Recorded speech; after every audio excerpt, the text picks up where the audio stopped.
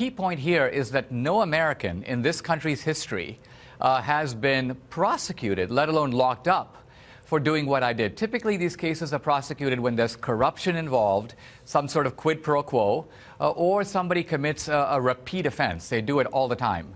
And so for these reasons, I became suspicious that part of the reason I was being targeted was because I did something very upsetting to a very narcissistic president. Right. You've said that this was, in other interviews, you've said that this was selective prosecution.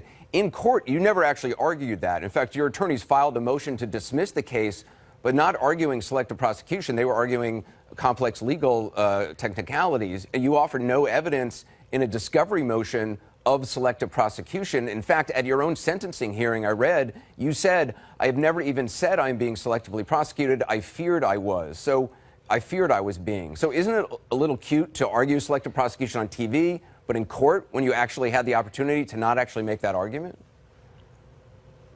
Well, it would be if that was actually the full story, but the full story is actually this. My lawyer, Ben Brafman, went to the judge and asked him if we could have the FBI file that had been compiled on me, as well as the government's file. Because obviously, if there had been collusion, let's say between Eric Holder and my prosecutor, Preet Bharara, it would be in that file. Now, the judge, who's a Clinton appointee judge, said, absolutely not. I'm not turning over that file. So how is one going to find selective prosecution if the very documents containing the evidence, well, the judge said, evidence, the judge said the onus, denied? Right. The judge said the onus, I read the transcript, the judge said the onus was on you to actually show any evidence at all of any kind of selective prosecution, and you did not do that.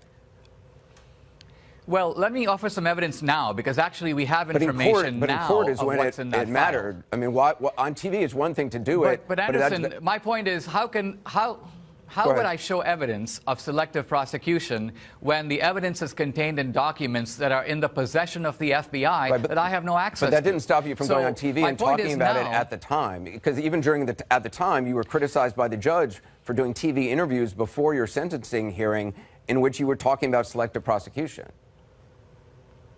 Right. At that time, I said I suspected it, and now I actually know it because, see, a Congressional Oversight Committee now has my file, and they've looked inside it, and some of it is redacted. But right in there, for example, it says, it highlighted, red flags me as a conservative and a prominent critic of the Obama administration. Now, Anderson, if this was a routine case, Preet Bharara was on CNN, my prosecutor, saying recently, oh, this was a garden variety case, handled just like any other case. But why are my politics highlighted in my FBI file? But wait, the reason I suspect, that's your evidence? In fact, I say, no, my evidence is that the FBI is signaling to the Justice Department, look, we got one for you. Here's a prominent critic of Obama. You need to know that this is your political enemy. You may want to go after this guy. But wait, wouldn't any complete FBI file, I mean, you are a prominent conservative, wouldn't any complete FBI file describe who you are as being, a conservative or a critic of the Obama administration or whatever?